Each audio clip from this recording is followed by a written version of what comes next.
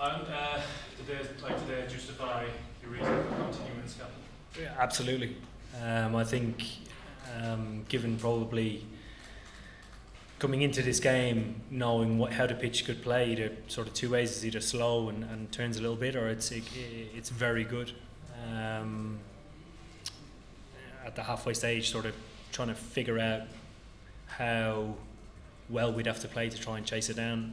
Challenges like that and overcoming them, I think, is a huge satisfaction for me as captain and for everybody within the change room. And obviously the guys' capacity to learn increases when you can take advantage of momentum and confidence moving forward.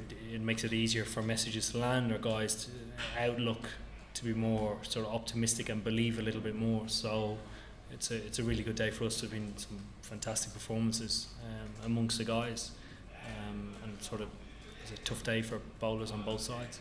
How pleased are you with your batting, especially to get them over the line after what happened in East London? Yeah, I'm delighted. If I can manage to be there at the end, I sort of back myself to be good enough to get guys over the line. It's the challenge of being there. I think a lot of the middle order guys and guys at the top, we do a lot of the hard work, but actually the challenge is to be there at the end and see it home.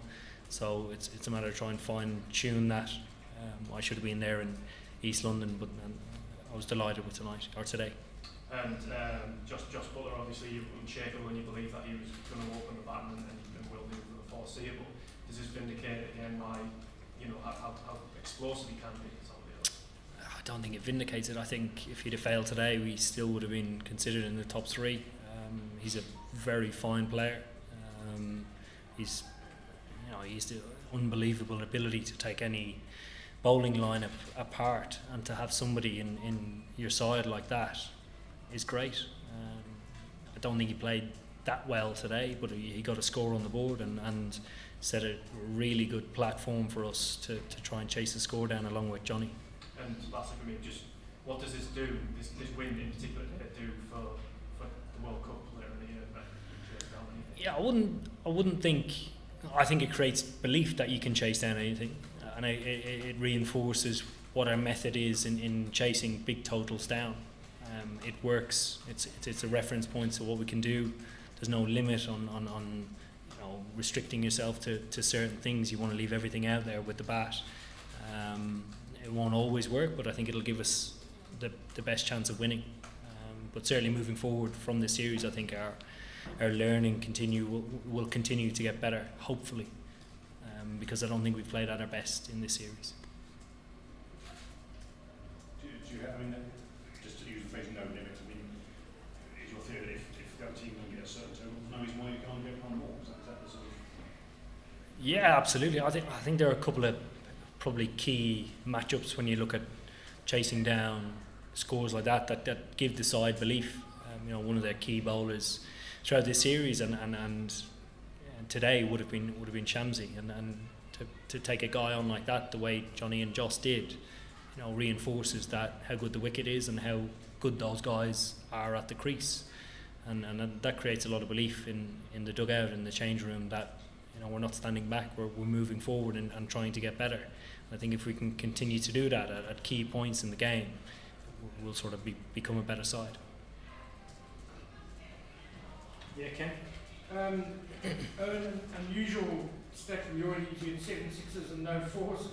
Was that just the way things turned out, or does that reflect a deliberate strategy on your part? No, certainly not a deliberate strategy. Well, the strategy was to try and take the short side on. I think I was just lucky the fact that I managed to pick the right one to hit into the short side. I thought it was certainly speaking from a captain's point of view and a bowler's point of view, it's incredibly difficult to defend that side, I think, for both innings. So trying to target that was the strategy behind it. Yes, in the back. What did you make of the crowd in the atmosphere in the stadium? Outstanding.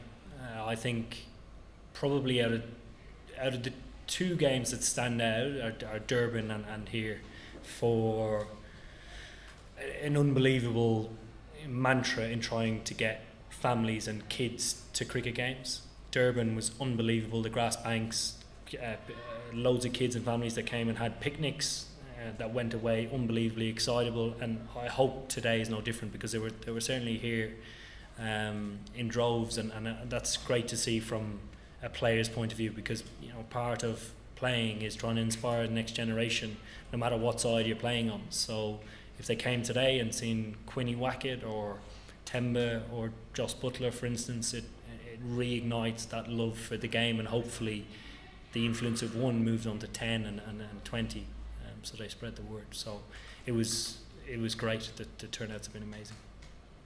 Dave, last one. Just going back to captain side, if you weren't in the form you're in, I mean, obviously the runs you scored against Afghanistan, fastest T20 centuries in New Zealand and here, would it have been more difficult to decide to carry on as captain if you're going? It would depend on the success of the team, I think. If I was so, there's two things that I look at. Obviously, performance is one, but that's with the captain's hat on and the bat in my hand.